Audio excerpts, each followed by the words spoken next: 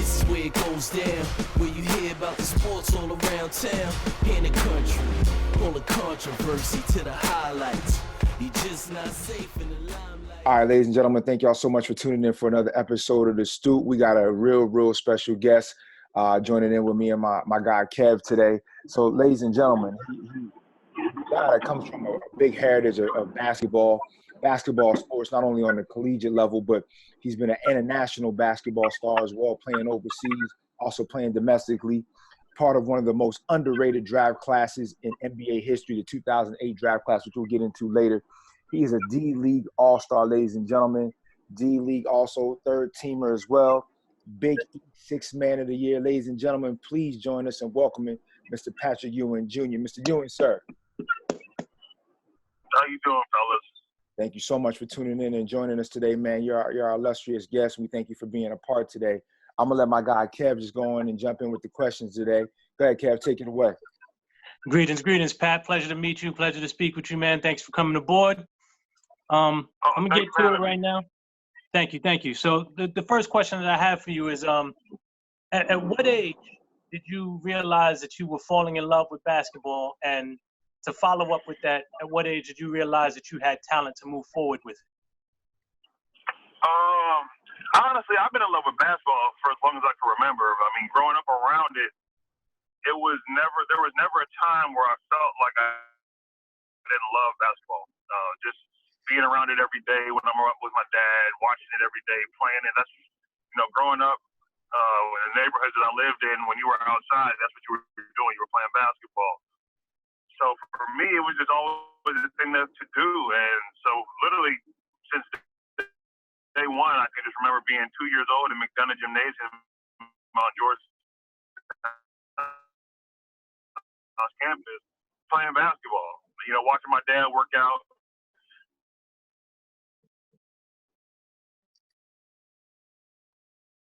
I'll mimic that move, trying to be just as much like him as I could. And when I really felt like I had talent was, I played organized basketball once when I was like the fifth grade. And when I got to high school, when Georgetown told me out, like, you could do something playing basketball. And before that, I hadn't really put in work to play basketball. It was just something I did for fun. And once he said that, I mean, it was like something clicked in my head, and I'm good at just letting I can become and see how far I can take this. Cool. So real quick, let's talk about high school. Can you tell me some of the differences that you noticed between high school basketball, particularly in Georgia and Maryland, and where do you think the best high school talent is as of today? Man, so I went to a lot of high schools, definitely went to a lot of high schools, but, the difference is in Georgia, to me, you have more of the athletes. We're high-level athletes in Georgia. Guys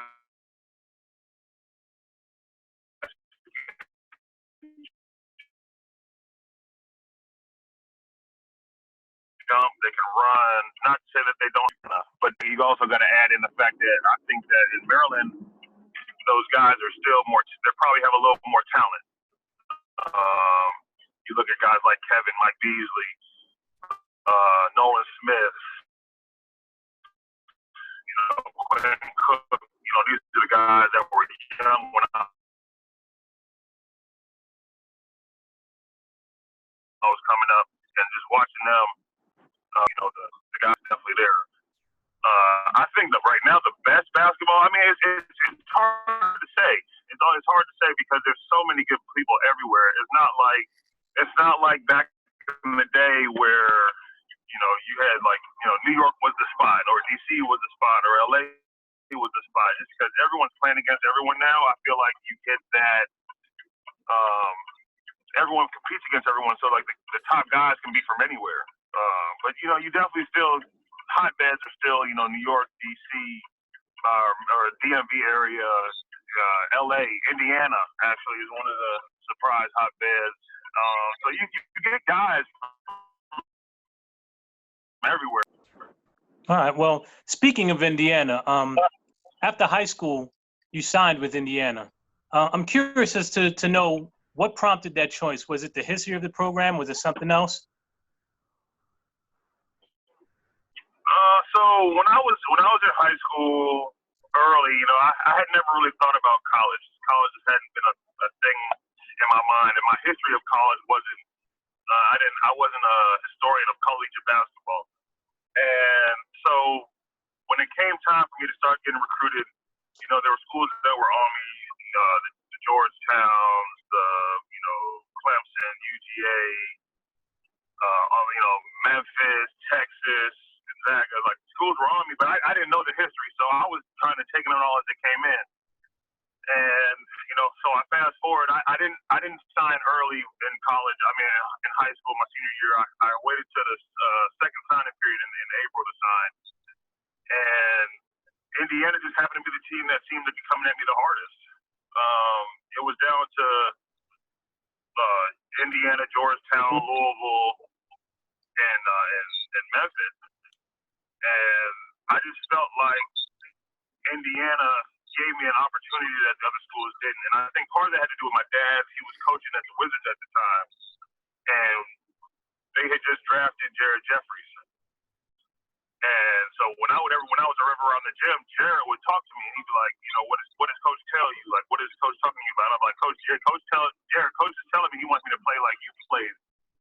So I'm like, what was it about the way that you played that allowed you to be in school for 2 years and leave? And that's what my goal was when I was thinking about going to school. I wanted to go to school for 2 years and then go to the draft. And then talking to Jared Jeffries, he was telling me, he's like, Pat, he lets me do everything. I get the ball, I get to push the ball on the break, I get to take good shots, I get to set my teammates up. And I saw myself as a Scottie Pippen-esque type player where I was a facilitator, but I could score if I needed to. And so in talking to Jared, that's really what sold me on Indiana. Cool. So, Pat, this is TJ checking back in with you. Absolutely, man. I look at your game and I remember watching you, man. I mean, people don't realize, man, like you can put the ball on the floor, you come down the lane, putting in work onto the basket, dunking on dudes. Your pull-up was mean. You can hit the open shot. I mean, what didn't happen maybe at Indiana, because we're looking at the big transfer, what was kind of going through your mind and some maybe a possible pressure leaving Indiana and you making the switch to going to Georgetown? What happened with that? So after my freshman year, I wasn't happy. I felt like I should have been playing more. I felt like I was one of the top 3 or 4 guys on the team, but I wasn't playing minutes like a top 3 or 4 guys should be playing.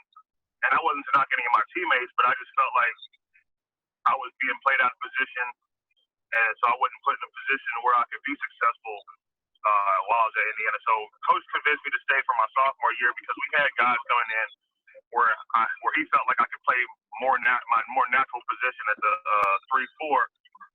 And then, my sophomore year came in and, I put in a lot of work. I felt like I got better over the summer. And then I got the same results. I didn't get to play that much. I felt like, again, he was playing other guys that I didn't feel like should have been playing ahead of me. So at the end of my sophomore year, I just decided that it was time for me to, if I wanted to be successful and play basketball at the next level, that I couldn't stay there and what I felt like was wasting another year playing in that system and not being as successful as I wanted to be. Got it. So I hear a lot of guys talk about the system. Is it true that systems can kind of like deteriorate or make sure that your production is fine? Is it all about making sure you're in the right system for your particular game? Definitely. I mean, honestly, I feel like if you're playing the minutes that you want to or should be playing, I mean, you'll make any system work. I mean, for most people thought that athletes couldn't play in a Princeton system, but that wasn't the case. As shown when I got to Georgetown. I mean, you want to be put in the best position to be successful. And I just felt like at my time at Indiana, I wasn't put in a position where I could be successful, and my team wasn't successful either. I mean, when I was at Indiana, my first year, we finished under 500. In my second year, we finished 1 game over 500, and we didn't make the tournament either year, obviously. And my second year, we only made the NIT. And I wanted to be on a team where we had a chance to win a national championship. My goal wasn't to be going into college, I definitely I had goals for myself, but more importantly, I had goals that were for our team. I wanted to make the tournament. I wanted to win a national championship. I wanted 5 or 6 of our guys on our team to make it to the NBA because we were successful, not one guy making it because he's our star. Right. Okay. Now, with that being said, everybody knows that you're part of a rich basketball family, and you are also coached by another rich basketball family at Georgetown as well. Tell us about, the both of your family's dynamic in building the history of the program, man. How special is that for you to be a part of that? It's amazing. Honestly, it's truly amazing to be a part of the Ewing Thompson tradition that we've had. But honestly, it also scared me at one point, too, because when I was transferring from Indiana to Georgetown, I had kind of didn't want to go to Georgetown because John Thompson III was the coach. Right. Because I remember having a conversation with him, and I said, Coach, I don't know if I can go to school here or I can commit to you because, our dads went to 3 national championship games. Right. Like not Final Fours, not NCAA tournaments, national championship games. And won and lost the other 2 on some stuff that, probably wouldn't happen in most cases. Right. So we can't duplicate that. I said, and I've been walking around with the stigma of being my dad's son my whole life. I'm not really trying to chase, being behind his shadow again. And I remember Coach Thompson said, Patrick, if that's the reason that you don't come to Georgetown, you're the stupidest MF I've ever seen in my life. Wow. And I didn't understand what he meant. And I was like, Coach, what do you mean by that? He's like, Georgetown, beyond what we can do on the court, is a great place for you to get an education. Right. That's first and foremost. Your education is top notch. Second of all, we're not our dads. We're not trying to go out. Yes, we definitely want to get to national championship games. Yes, we definitely want to win and be successful. But if you're going to not come to this school because you're running from their greatness instead of chasing their greatness, then that's a bigger problem. And I might not even want you here. Oh, wow. And when he said that, there's something kind of clicked to me because I was always that guy who I wanted to self-motivate. I was a self-motivator. And I was like, what he just said to me right in that moment gave me motivation. Instead of I'm running away from my dad's greatness, it gave me more of a reason to chase his greatness. And it showed me that he wasn't scared to chase his dad's greatness as well, which allowed me to know I knew that he was going to be there with me in all the battles that we had. Wonderful. That's great. That's great insight. That brings me to my next point, man, because between 2006 and 2008, man, listen, the program came back to the national scene, great prominence, and you guys had some big tournament runs, and you guys had some great characters and some great ball players on that team, man. Talk about that time, with Coach JT3, man, and you being a part of that, man. What was that like for you guys during that time, man? Because you guys really restored the program again. It was great. But, a lot of it, it had to do with the guys who came before us as well. Because, even though they weren't as successful as us in our 2006, 2007, 2018, guys like Kevin Braswell, Mike Sweetney, Lee Scruggs, those were guys who I looked up to in Georgetown uniforms. Like, those were the guys who I idolized when I was in high school and watching Georgetown play because, honestly, that was the only team I would watch play when I was in high school. And so when I got there, I remember telling our guys, like, I didn't come here to be a middle-of-the-pack team. I just left Indiana where we were a middle-of-the-pack team. I came here to do stuff. I wanted to put a banner on the wall. Like, I had a teammate when I was at Indiana named A.J. Moye. I don't know if y'all remember him, but he's the one that had the block against Duke when against Carlos Boozer when they went to the championship game. They had 2001 or 2002. I can't remember what year. I think 2002. But he's the one that had the block in that game. And he told me when I was a freshman in Indiana, he said, Patrick, if you go to a school and you don't walk out the gym that last time and you don't have a banner on the wall, then you might as well not have went to the school. And that was something that always run with me. And so I told our guys, I was like, yo, if we leave this gym and we don't have our jerseys or our banners on the wall, why did we come here? And, our guys, we had guys that resonated with, and it clicked. I mean, we just had a great team, and we had, 5 NBA draft picks on our Final Four team. We were the first Georgetown team to win back-to-back regular season Big East championships.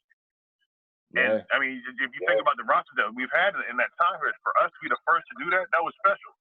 Absolutely. You know, that was something I could always tell. I told my teammates, I was like, guys, that's something I can always hang over my dad's head. Like, I did something here that he didn't do. And that was important to me. You know, that was important to me to be able to walk with my head held high no matter where I am on this campus or when we're talking about Georgetown basketball.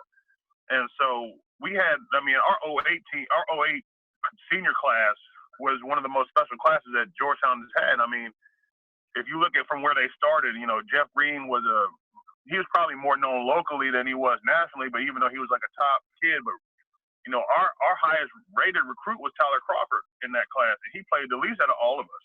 Right. But like John Wallace came out of nowhere and became, you know, the heart and soul of our team. Roy Hibbert, if you saw Roy Hibbert play when he was a sophomore in high school to the time he graduated, you think he's a whole different player. I mean, when I first met Roy could. I mean, I dunked on Roy the first time I ever played him, and I was like, man, that big dude ain't going to Georgetown.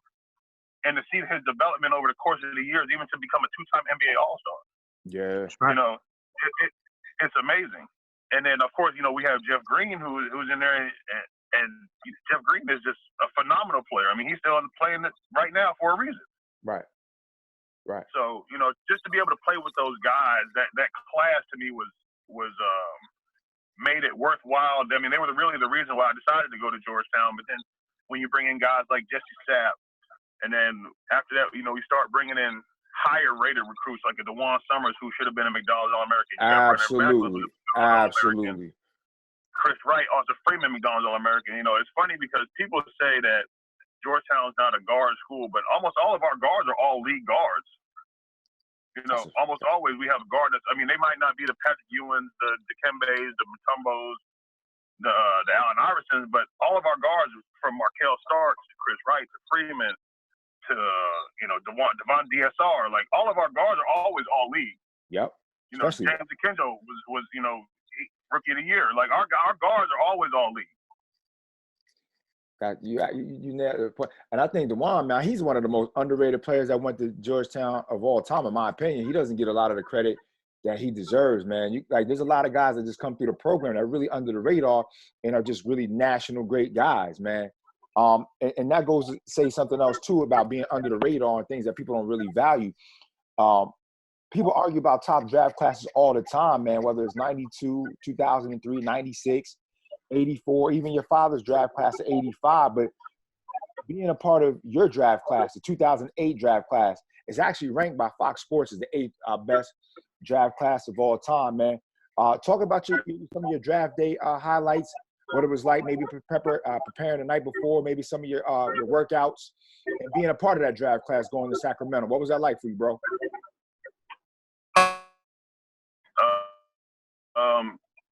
I think that if you would have looked at me, even in halfway through the season, my senior year, most people would have probably thought that I wouldn't have got drafted. And for me, it was again motivation. It was a way for me to motivate myself to step my game up to another level.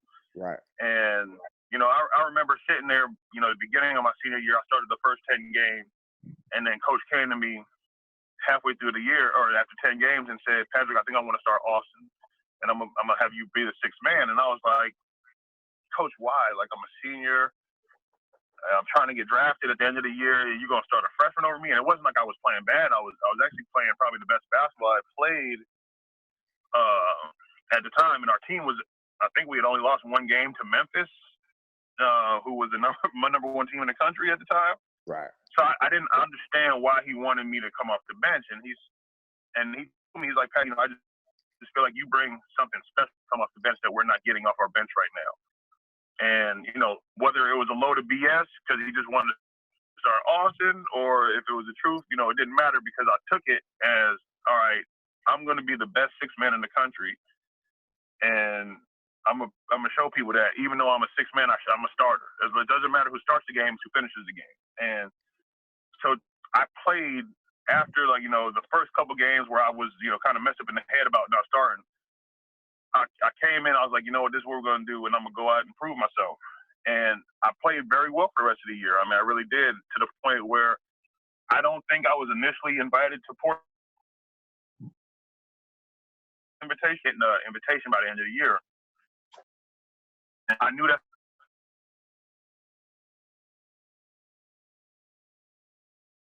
Having a little technical difficulty here, going in and out. Can you hear us, Pat?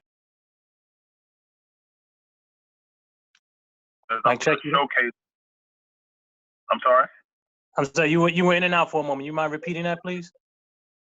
Oh, I said I got invited to Portsmouth, and that's what I needed at the time, because I knew if I got in front of all the scouts in a setting that wasn't me trying to win games per se, but me trying to showcase myself, it was going to be it would show people what I could do beyond being in my offense at school or my defensive schemes in school. So when I got to Portsmouth, man, I just went out there and I just was trying to do everything.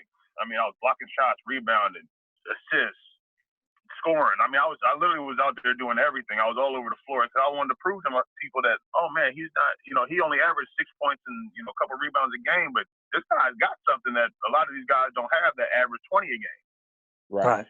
And his team was successful. So maybe he didn't mind playing the back seat to these other guys because it was for the betterment of the team. So I went from Portsmouth to go into the pre-draft camp, and again, I was like, all right, I went from Portsmouth where it's all seniors to the pre-draft camp where it's all the guys who were potentially going to get drafted, and I did the same thing. I showed out, and yes, you did. I felt like I really put myself in a position to get drafted after that. And so I went through, I kind of knew that if I was going to get drafted, my slot was going to be between the late 20s, which is the end of the first round, to the potentially early second round. And then, the teams that were drafting in the early second round also had picks in the late second round. So I was like, all right, so I'm only going to do workouts with, I think it was like 10 teams or something like that. A lot of guys go and do 30 workouts. And you're only doing this for like a month and a half. So I was like, no, I'm going to take my time. And my agent did a good job of picking the teams that I would go to where he thought I had potential to get drafted to.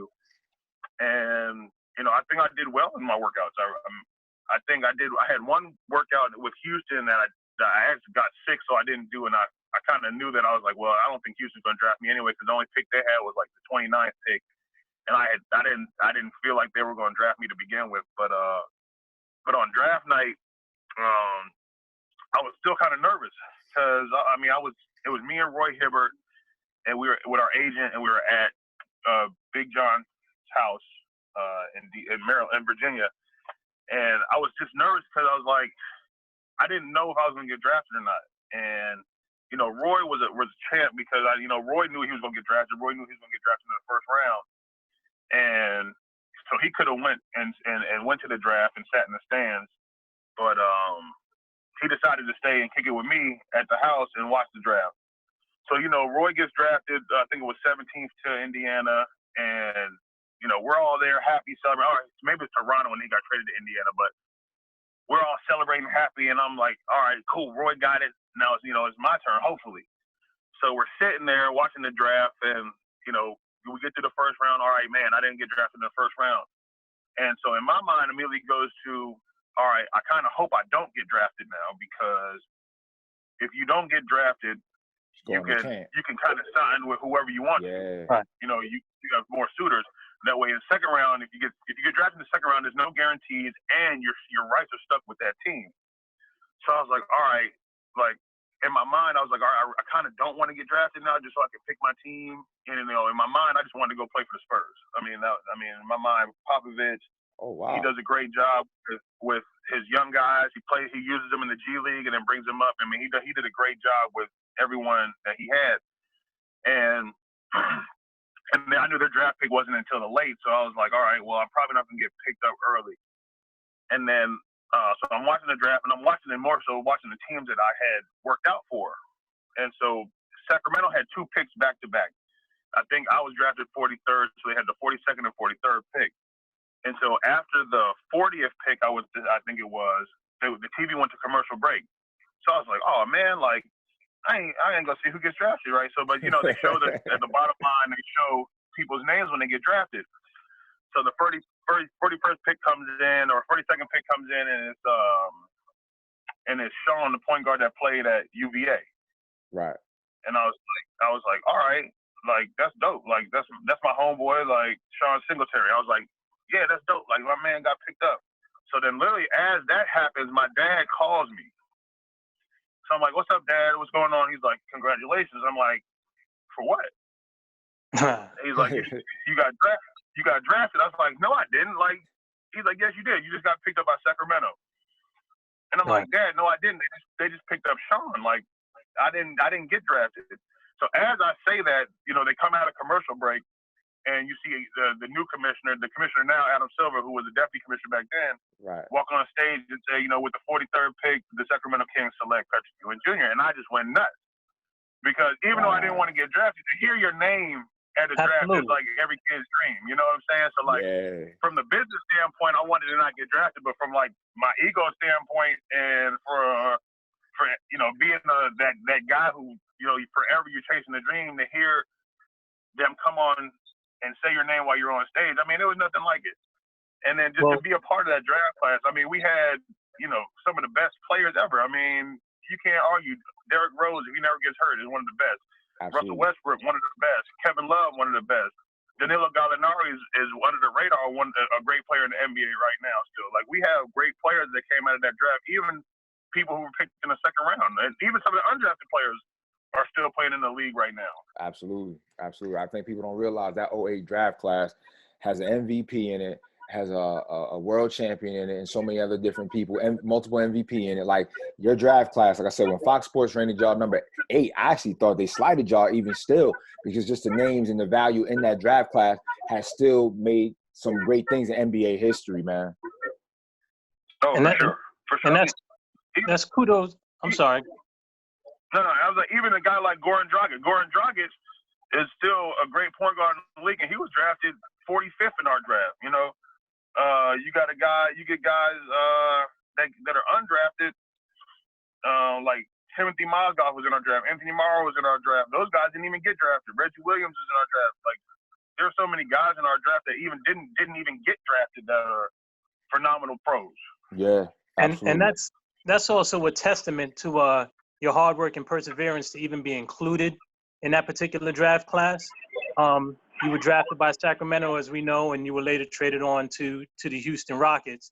And then ultimately, as some people may or may not know, you also had some time with the New York Knicks, which we all know your father was a legend in that. And the question I have for you is, since you had the opportunity to play for the New York Knicks very briefly, tell us what it was like the very first time you stepped on the MSG floor as a Knick. Oh, it was amazing. It was amazing because for me growing up, and you know, I spent every weekend at the Garden. I spent every weekend at their practice facility. You know, anytime I didn't have school the next day, I was at every Knicks game. You know, I was a kid who had the orange and blue braces because I was a Knicks fan, and everything in my room was orange and blue. So for me to go to that franchise, you know, I couldn't have asked for anything. I remember getting a phone call. I was actually with my family on vacation in the Bahamas when I got the phone call from my agent saying Houston had traded me to New York. And I was just like, yo, this is it. Like, it's like, it almost felt like destiny for real. Like, I felt like it was my calling to be a Knick. And so when you know, I get there and I go to work right away. And at the time, it was a new coach. It was D'Antoni, his first year. And I felt like I couldn't have asked for, at the time, a better coach for my skill set because he plays up and down pace. You know, first shot that's open, you shoot it. And which for me took a long time because I was coming from the Princeton where we milking the clock for 30 seconds.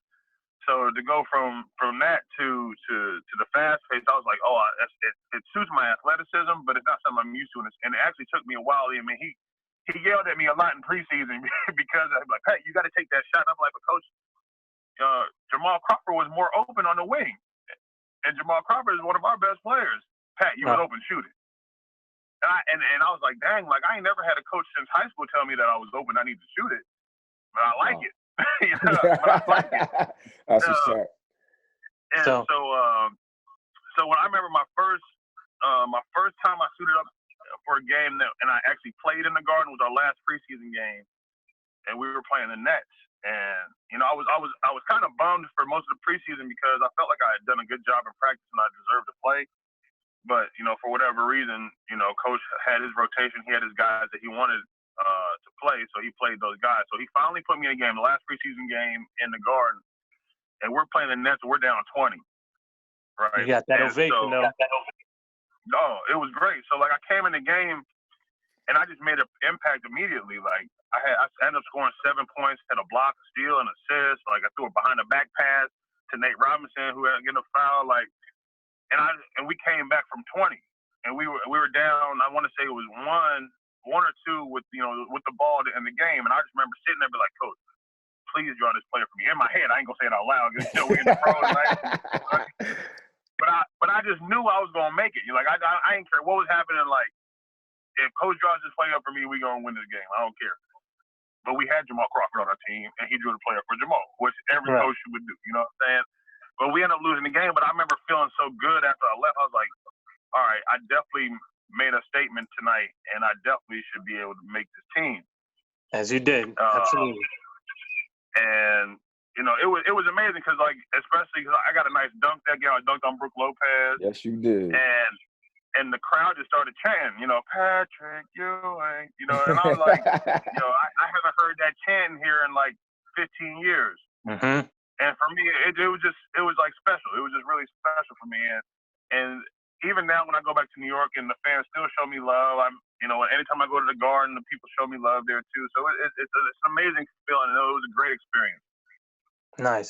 So I knew what it was like growing up as a kid in New York and watching your father dominate in the Garden and what that meant to the city. And to see you come in and do something like that and have your opportunity was a beautiful thing.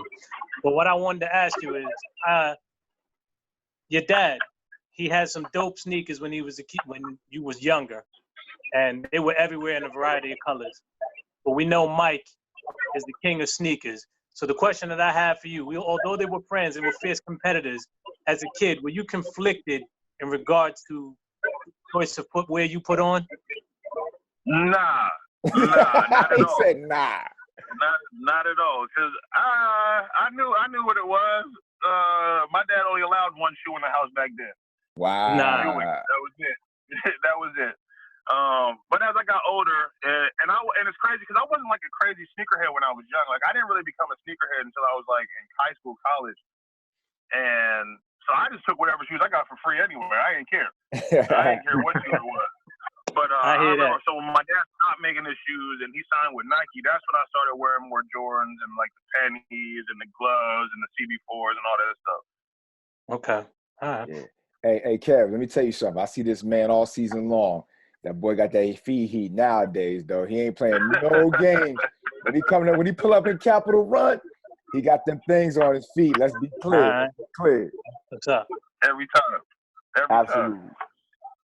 So I got one other question for you, sir.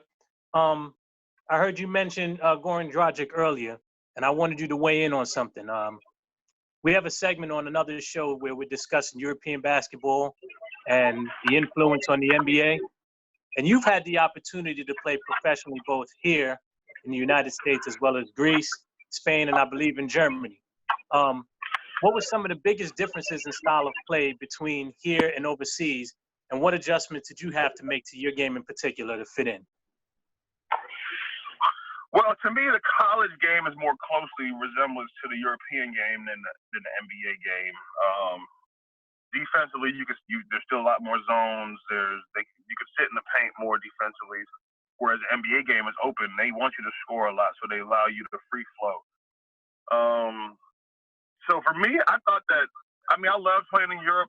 The part to me that I had to change more was, I think, my mentality, honestly, because coming from where I was playing in the NBA and the G League, we didn't have to practice as much. We didn't have to practice as hard in season because we're playing 3-4 games a week.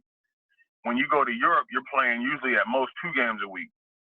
So they want you to practice hard every day, and you're doing 2 practices a day at that, whether it's one practice will be a lift and a light conditioning day or going through the plays, and the second practice would be a more physical, normal practice that you expect when you're in season. And so that to me was probably the biggest change. I remember one of my teammates named David McCray told me, you know, when you go to the next team, make sure you practice hard every day because that's the one knock they keep saying on you. Like, you don't practice hard every day. And I'm like, yeah, that's because I'm trying to get ready for the games. Like, y'all talk about practice, and I'm trying to play. So that was probably the hardest part. But honestly, like you'll see a lot of the bigs are more skilled probably in Europe than the younger bigs are more skilled than the American bigs. The American bigs, you know, we're all trying to dunk and do all the other stuff, and they work on their fundamentals.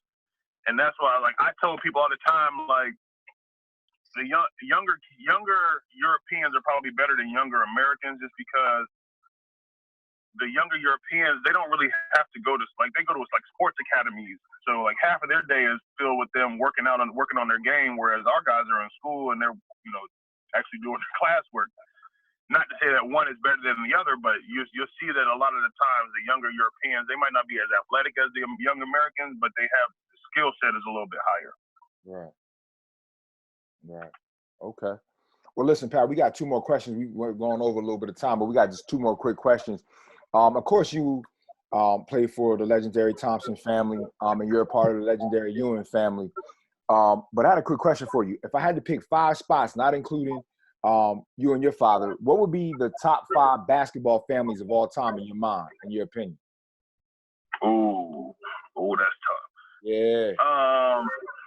So I would have to say the Currys right now. They're definitely they're very in there. You know, they got both his sons are in the NBA right now, and Dale was one of the greatest shooters ever. Right.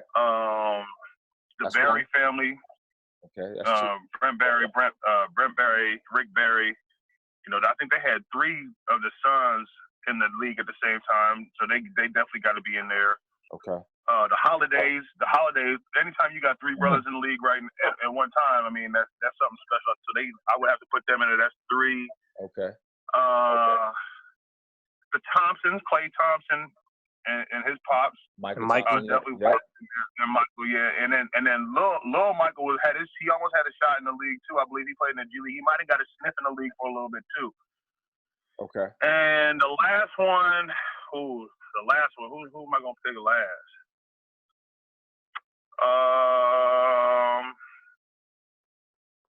I'm gonna go with the Lopez's, I guess. Okay. Robin, there you go. Robin and Brooke. You know, Brooke. I believe Brooke was a multi-time All-Star Olympian, and I think Robin has honestly, you know, when everyone was talking about Brooke was the best one forever, I think Robin has solidly made a name for himself in the league. So I need a 6 though, because the Morris twins are my boys too, and they I love what they're doing in the league right now. So the Gasols don't get a nod? The Gasols don't get a nod, bro. Oh, I didn't even think about that. You got to. I got to put them. But I don't know who I'm gonna take off though. That's the thing. I mean, somebody got to get kicked off that island for sure, and the Gasols definitely going on. But I don't know who. I mean, world champions, Olympians. You got to add them in there. Understood. Listen, man. It's interchangeable, bro. We just want to toss that at you and just see what your thoughts were. But those are all good picks, man. Even down to your 6th and 7th pick, man. Listen, we thank you for your time, bro. We just want to give you one more quick question. With the Last Dance, a documentary about Chicago out finally this past weekend, just airing on ESPN. As a kid, you mentioned earlier in the interview about you just going to the Garden and remembering how great that dynamic was, man. Can you think about some epic battles that your father and those great Knicks teams had in the 90s with the Bulls that you can remember that are fond memories for you growing up as a kid, bro? Oh, most definitely. I mean, going to the Knicks Bulls games in the Garden were always the best ones to go to. Absolutely. You know, one of my fondest memories of being in the Garden is when the Knicks played the Bulls. I can't remember what year it was, but it was part of the Bulls' second three-peat, and my dad was having a great game, but he had gotten hurt. He got hurt himself at some point in the game, but it actually might have been on this play. So it's the end of the first half. I think we scored. Dennis Rodman goes to throw an inbound pass, and my dad steals it at half court. And he takes one dribble and takes like 45 steps. They don't call it travel, though. They don't call it travel. And he takes off from my perspective, looked like the free throw line. Oh, wow. And he's leaning in. I think the ball's in his right hand. He's leaning in, and basically, and like, it almost looked like Dennis Rodman tried to undercut him. Tried to bridge him. And my dad still dunked it on him, right? And I remember, like, right at the end, it's right to end the half, and I was like, "Oh, this is dope. Like, that's dope." I'll never forget that. Like, I will never forget that moment, you know, ever. And it was like every battle with them was amazing. And it's funny because, like, another one. I know we're going over the time, but when I was young, I used to be a ball boy for the Knicks too. Oh wow! And I remember when I was before one of the games, I hated Scottie Pippen because one day he said he got mad at me because of the way I was passing him the ball. Now, mind you, I was like, you know, I was young. I wasn't, you know, the great passer I am now. But he got mad at me about how I was passing the ball. But in reality, I didn't want to pass him good passes because I didn't want him to be in rhythm with the game. Oh wow! That's classic. Man.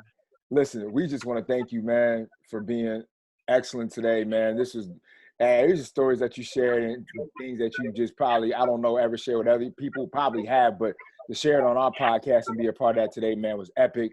Thank you for sharing all your insights, all of the development that happened throughout the course of your career, even post-career now. I know you're involved with the program, all the great things you do. Great father, man. You're just all around great guy, man. So thank you so much for accepting the invitation and being a part of the show today, man. We wish you nothing but best in all future endeavors, man. And thank you so much for being a part of the show today. No, I appreciate it, guys. Thank you for having me on. All right, guys. Once again, that was Patrick Ewing Jr. Salute to him. My guy, Kev. Thank you all so much for being a part of another great episode of The Stoop. Take care. Some say that it gets no real on the field or the court. We capture the thrillers. Some opinions and all of the truth. Real people talking real sports on The Stoop.